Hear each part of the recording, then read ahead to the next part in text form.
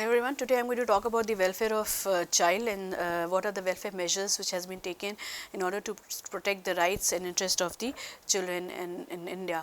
Child welfare, the government today coming up with so many programs, policies and schemes for women as well as children. The role of media and the role of individuals and various institutions also become very important in educating people and making them aware about the latest schemes, policies, programs and development, so that the underprivileged sections which are in dire need of help can be benefited through these schemes. The biggest drawback of any scheme or failure had been the functioning of any government policy is usually the schemes and the policies are not sometimes targeting the right or appropriate sections in mind, but they ultimately, and there is a issue of reaching the targets because of the lack of awareness.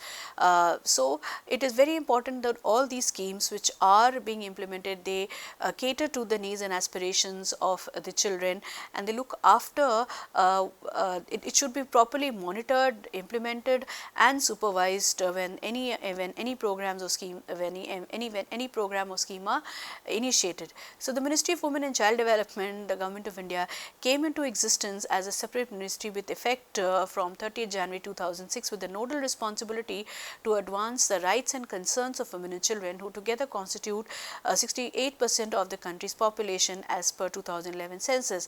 And the ministry was constituted with the prime intention of addressing gaps in state action for women as well as children, and for promoting the interministerial as well as intersectoral convergence to create gender equitable and child centered legislation, policies and programs.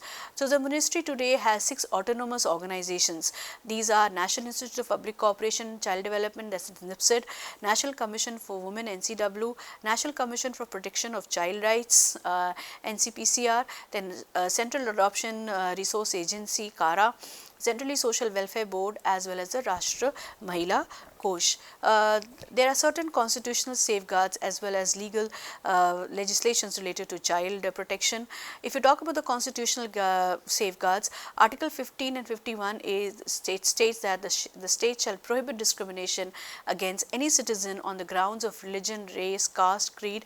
Nothing in this article prevents the state from making any special provisions for women and children. Then Article 21 states that it provides free and compulsory education to all children till the age of 6 to 14 years in such a manner as the state by law determine. Then there is Article 24, no child below the age of 14 shall be employed to work in a factory or mine or engaged in any hazardous employment. Then Article 39F enjoins the state to ensure that children are given opportunities and facilities to develop in a healthy manner and in conditions of freedom and dignity, and that the childhood and youth are protected against exploitation and against moral and material abandonment. Then Article 45 states that the state shall endeavour to provide early childhood care and education for all children unit until they complete the age of 6 years. And then Article 243 G provides for institutionalization of child care by seeking to entrust programs of women and child development to Panchayat. Then there are certain legislations related to children. The first is the Hindu Adoptions and Maintenance Act 1955 codifies laws for adoption and maintenance of both boys and girls, and declares that the sons and daughters are treated equally in the matter of succession. So the act confers that a woman could adopt for herself in her own right. Adoption of female child was not permissible prior to passing of this act, and any oral documentary evidence would be of no use. When adoptee failed to prove any family custom prevailing in family for adopting a female child, section 15 of the article says that the adoptive father or mother or any other person, nor can they adopt or nor can the adopted child renounce his or her status as such and return to his family of his or her birth. The validity of adoption cannot be adjudicated in a writ petition.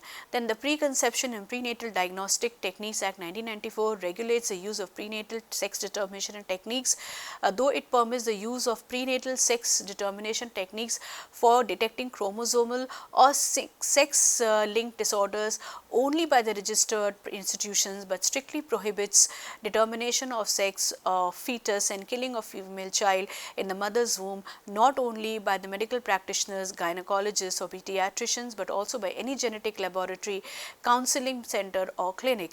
The Act also bans the advertisement using prenatal diagnostic technique for sex determination. So, Section 5 of the Act state that the prenatal diagnostic procedure can be conducted only with the consent of the pregnant woman, and a copy of written consent is to be given to her. Then the Immoral Trafficking Prevention Act 1956 prohibits commercial exploitation and all cases relating to prostitution registered under the Act. The Act defines a minor as a person between 6 to 18 years of age. The Act also says that if any person over the age of 18 years knowingly lives wholly or in part on the earnings of the prostitution of any other person shall be punishable with imprisonment up to 2 years and fine up to 1,000 or both, or when such earnings relate to the prostitution of a child or a minor shall be punishable with imprisonment for 7 to 10 years. The Act prohibits the activities relating to prostitution in a public place or within 20 meters from a public place. Or within 200 meters from a public space. Then the Child Labour Prohibition Regulation Act of 1986 prohibits the engagement of children in hazardous in certain employments and regulates the conditions of work of children in certain other employments. Section 5 of the Act makes provision for setting up the Child Labour Technical Advisory Committee by the central government, and the committee is authorized to give advice to the central government in matters relating to child labour. Then in child labour in occupation and process, Section 13 of the Act deals with the say health and safety measures of the child employment in occupation or in processes. The Act also proclaimed that if an accused employer is unable to provide that children employed were not below 14 is unable to prove that the children employed are not below the 14 years, he can be convicted for offence of employing child labour. Then the Juvenile Justice Act 2000, an amendment was made in 2006, formulates laws relating to juveniles in conflict with law. Juveniles who are alleged to have committed an offence and provide proper care and protection for children in need. The Act adopts a child-friendly approach by catering to the development needs of the children and the rehabilitation institution established under law. The Act brings juvenile law and prescribed a set of standards to be adhered by all state parties for securing the best interests of the child and provides alternatives such as adoption, sponsorship, foster care and institutional care. And this Act has been amended in 2006 to set up the Juvenile Justice Board and Child Welfare Committees and compulsory registration of child care institutions. The Act has been further amended in 2011 to remove discriminatory references to children affected by diseases like leprosy, tuberculosis, hepatitis, etc. As per new provisions, more power has been entrusted to Child Welfare Committee and Child Protection Units in each district of the state to oversee its implementation and provide care, education, training for rehabilitation of the children. Then the Prohibition of Child Marriage Act 2006 is also there, which came into effect from 1st October 1929, and the Section 3 of the Act declares that if a male above 18 years of age contracts a child marriage shall be liable to be punished. The marriage performed in violation of the Child Marriage Restraint Act is an unlawful marriage. Section 5 of the Act punishes a person who performs, conducts or directs any child marriage and shall be liable to punishment unless he proves that to the best of his knowledge and marriage in question was not a child marriage. Then according to Section 6(1) of the Act, when a child marriage is contracted, a person having charges of such child, whether he is guardian or parent in any other capacity, whether lawful or unlawful, that person is liable to punished. The offences committed under this Act are cognizable offences as defined under the Code of Criminal Procedure. Then there are certain children where child welfare measures had also been taken under the 5-year plans. The first 5-year plans focused on laying the groundwork for health and education, and there were certain initiatives included investment in basic health care and educational infrastructure. However, Central Social Welfare Board was established to oversee or to look after the welfare programs for children. Then the second 5-year plan, which was in 1956 and 61, emphasis was on the child health and nutrition. There had been expanded expansion of maternity and child welfare services, growth in primary education to improve literacy rate amongst the children. Then the third 5-year plan 1961-1996, it highlighted child development as a key element in family welfare. It focused on reducing infant mortality rates and combating malnutrition, and also initiatives were taken to strengthen universal primary education. Then the fourth 5-year plan 1969-74 introduced integrated child development services in 1975. It emphasized the holistic development of children, including nutrition, health care as well as education.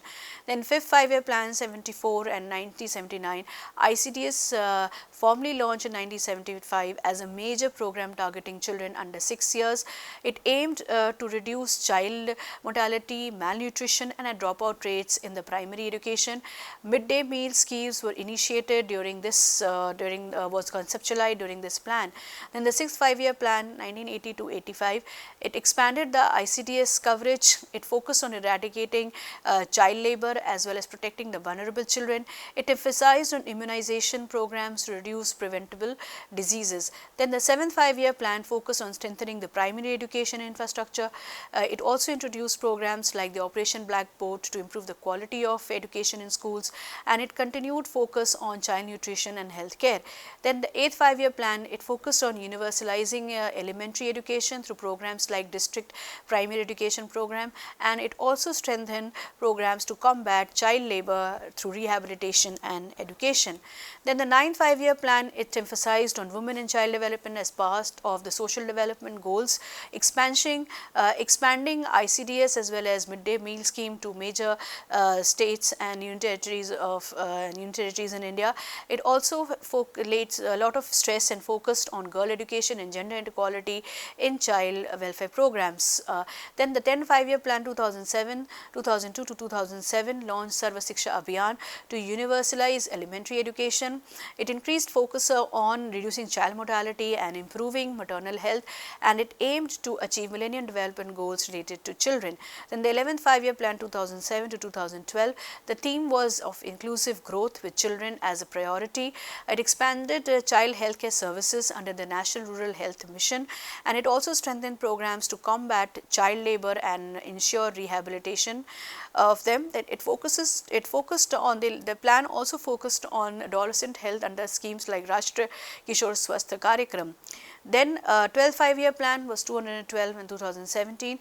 It continued focus on child rights, education and health. It promoted right to education, which ensured quality education, quality and compulsory education for all children from 6 to 14 years of age. Then addressed malnutrition under through Poshan Abhiyan and expanded the ICDS services. It laid greater focus on protecting children from abuse, trafficking and exploitation. So India's 5-year plan, though, had progressively recognized the importance of investing in children, linking their development to the nation's youth, to the nation's growth. The focus has shifted from basic survival needs to holistic growth and protection of children's right. And there are certain institutional frameworks for child welfare, like National Plan of Action for Children was initiated in 2016, which is based on the principles embedded in the National Policy for Children in 2013, and the action plan has 4 important areas: survival, health, nutrition, education and development, participation and protection. Plan of action seeks to ensure convergence of ongoing programs and initiation of new programs so as to focus on objectives through well-defined strategies and activities to achieve the desired level of outcome for children. And the plan gives due attention to the interrelatedness and of deprivations and needs, and proposes measures to address each of them while ensuring that all children from all the strata develop the full potential. Then develop the full potential in a holistic manner. As the children's vulnerabilities are multi-layered and are interconnected, it takes a multi-sectoral approach and focus on convergence and coordination between all stakeholders, relevant ministries, state, union, governments, etc., welfare society organizations, business houses and children themselves. So, it takes into account the sustainable development goals and proposes a roadmap to achieve SDGs for children. So, the NPAC was released in October on 24th Jan 2017 on the occasion of National Girl Child Day. Then National Commission for Protection of Child Rights, NCPCR, the National Commission for Protection of Child Rights, a statutory body, was also set up in 2007 under the Commission under the Commission for Protection of Child Rights Act 2005, an act of Parliament, and this Commission's mandate is to ensure that all laws, policies, programs and administrative measures and administrative mechanisms are in consonance with the child rights perspectives enshrined in the Constitution of India and also the UN Convention on the Child Rights.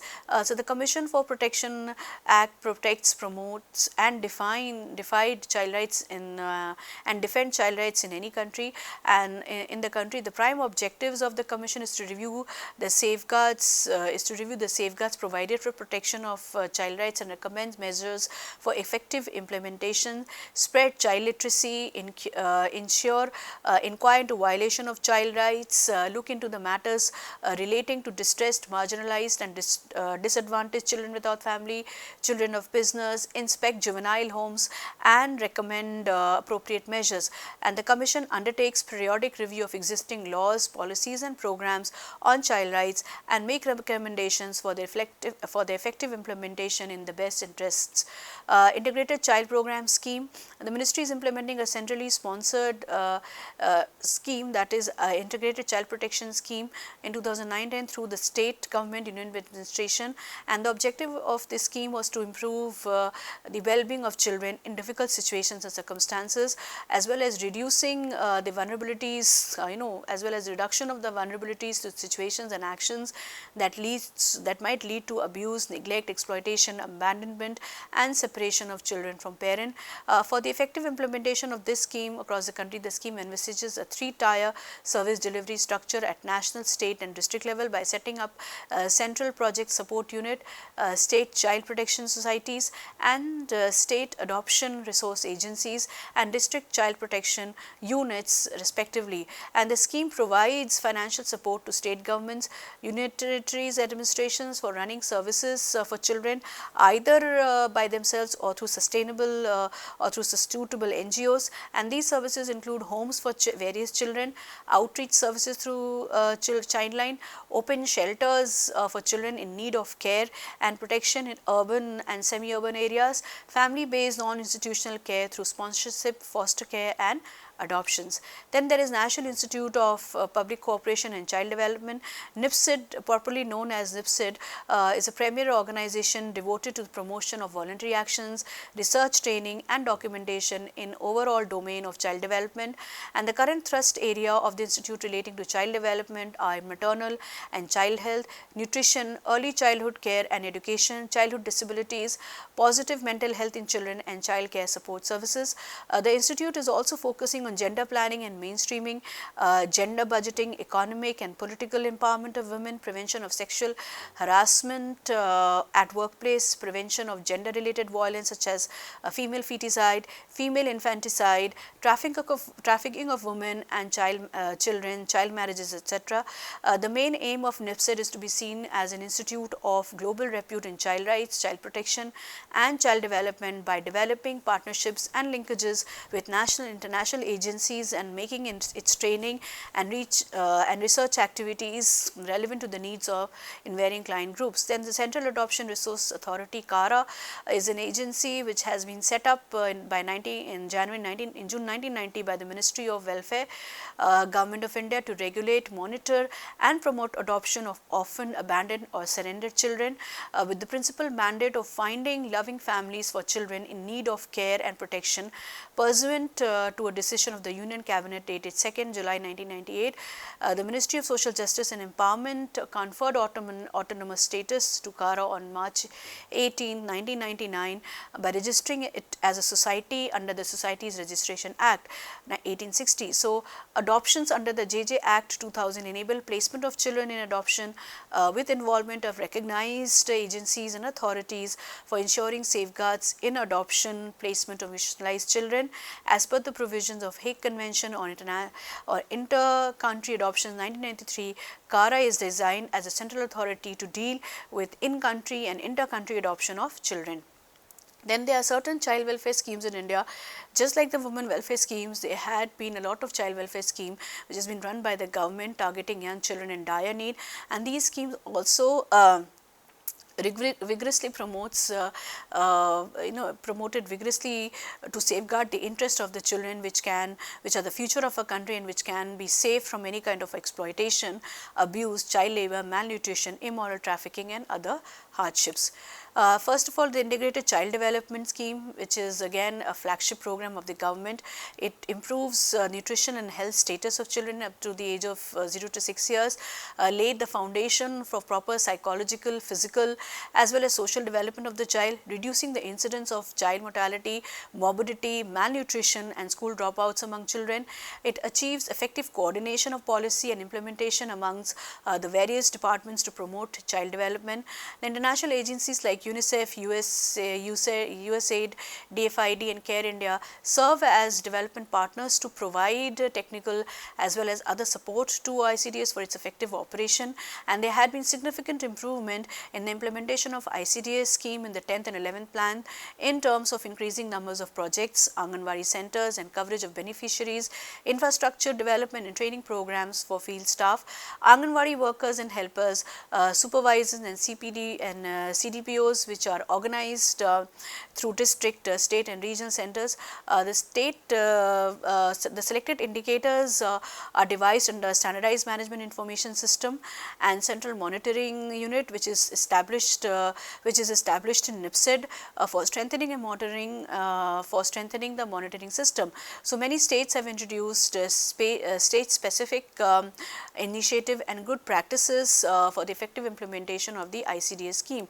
Then Kishori Shakti Yojana, the objective of the scheme was to improve the nutrition and health status of girls in the age group of 11 to 18 years as well as to equip them to improve and upgrade their homes based and vocational skills to promote their overall development, including awareness about their health, personal hygiene, nutrition, family welfare and management, and KSY is designed to respond to specific situations in needs. It provides a basket of promotional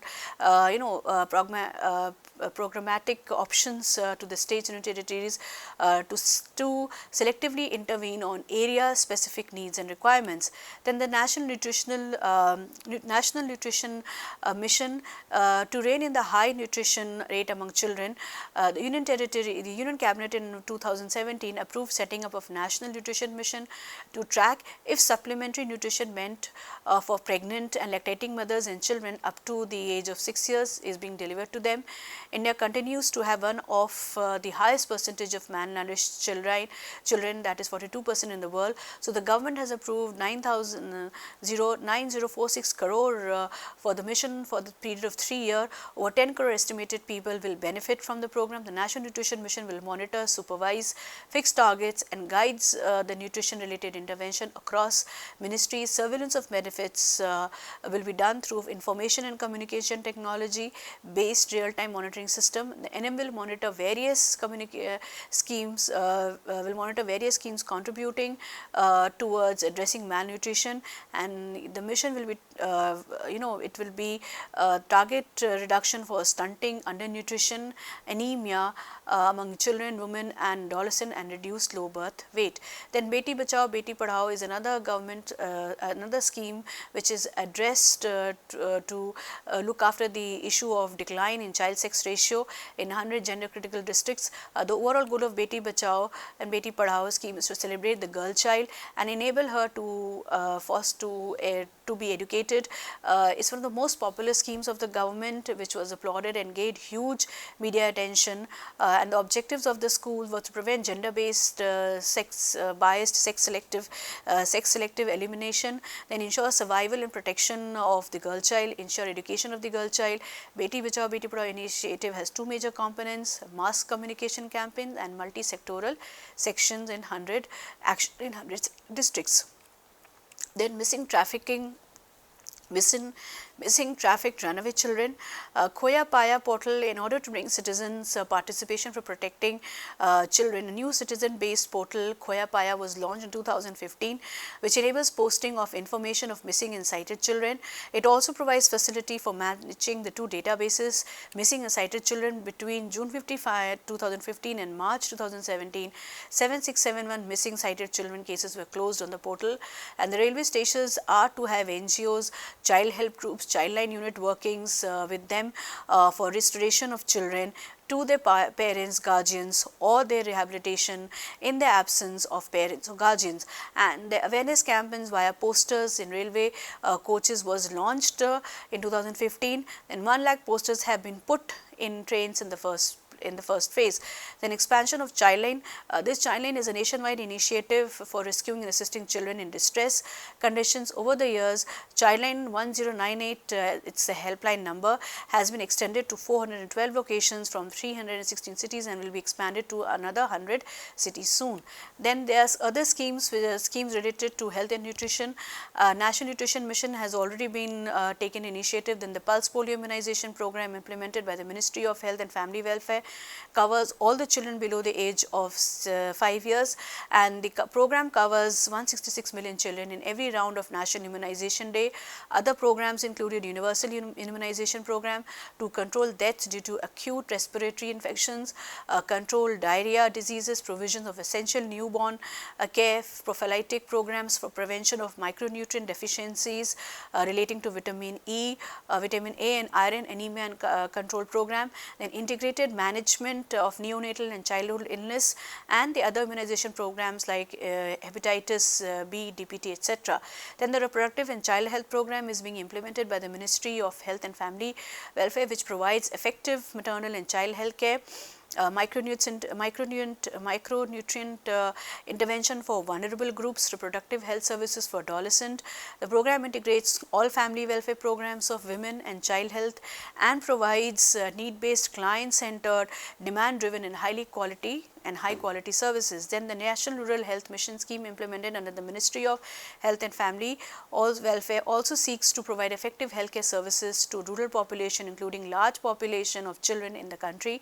And the program also seek to raise spending on public health and policies, strengthen public health management and service delivery in the country.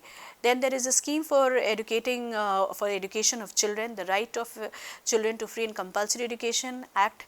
The RTE Act came into force in 2010, which provides a right of children to free and compulsory education in the neighborhood school, which are to be established within 3 years of time period. The provisions relating to school infrastructure and pupil-teacher ratio, training to untrained teachers, quality interventions are all prescribed in the Act.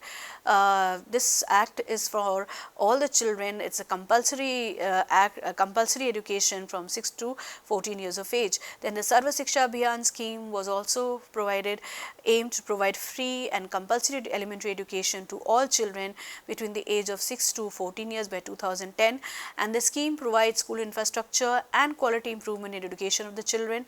The objective of this scheme is that all children has to be in school and has to reach a universal retention by 2010, bridging all gender and social gaps at the primary stage by 2007 and at elementary education level by year 2010. 2010, the government India is committed to realize the goal of universalization of elementary education by 2010. Then the midday meal scheme was implemented under Sarva Shiksha Abhiyan, which aims at universal enrollment and retention of children.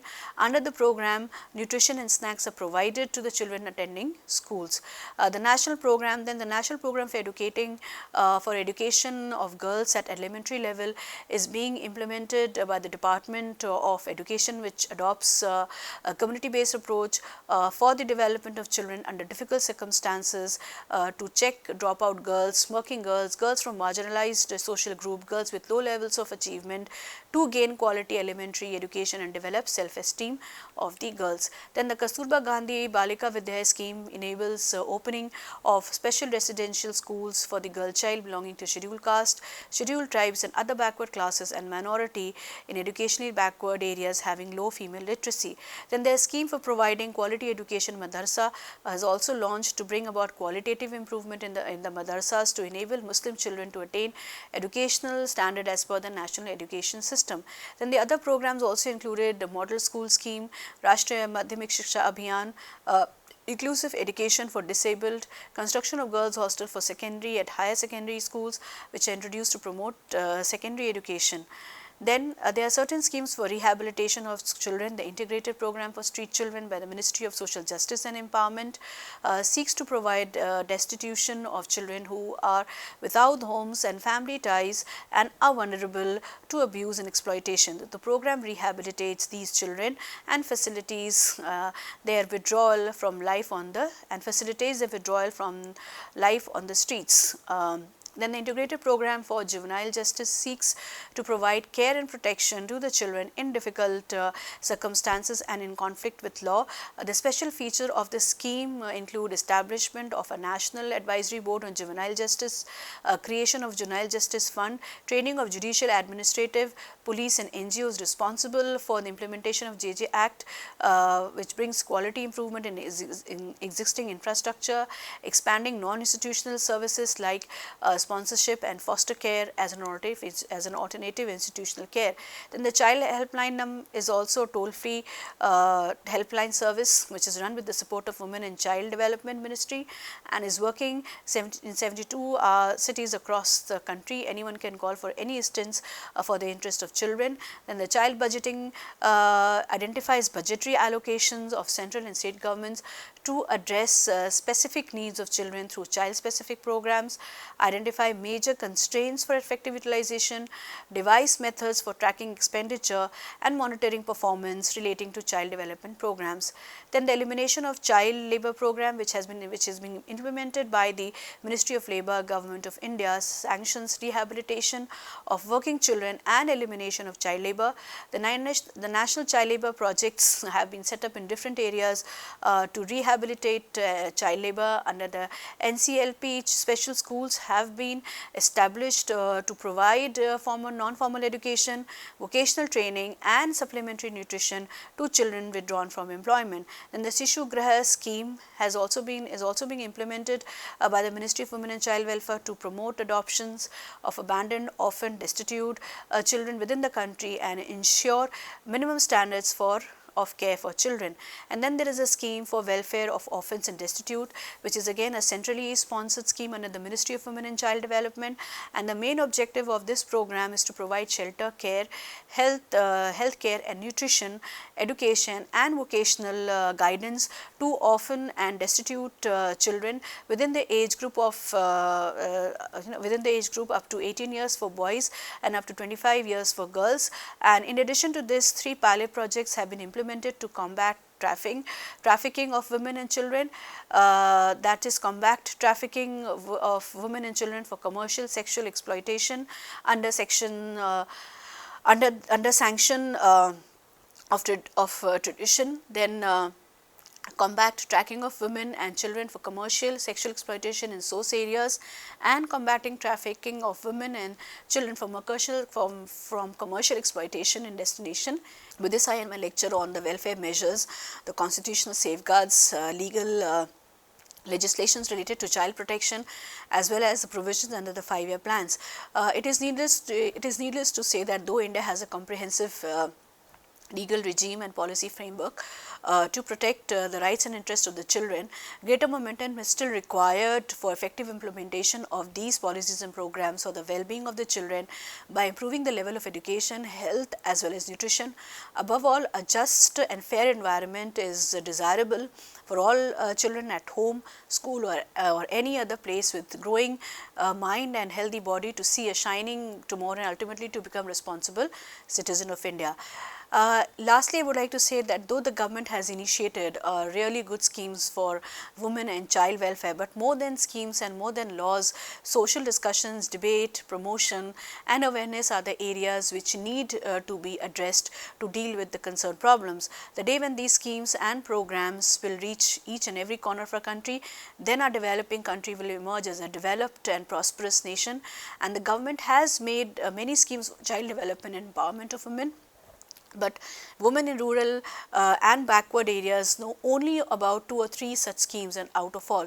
So, the outreach activities in terms of schemes and programs have not yet been spread across the country, particularly in the remote areas. Therefore, awareness drives by student volunteers need to be encouraged by the government.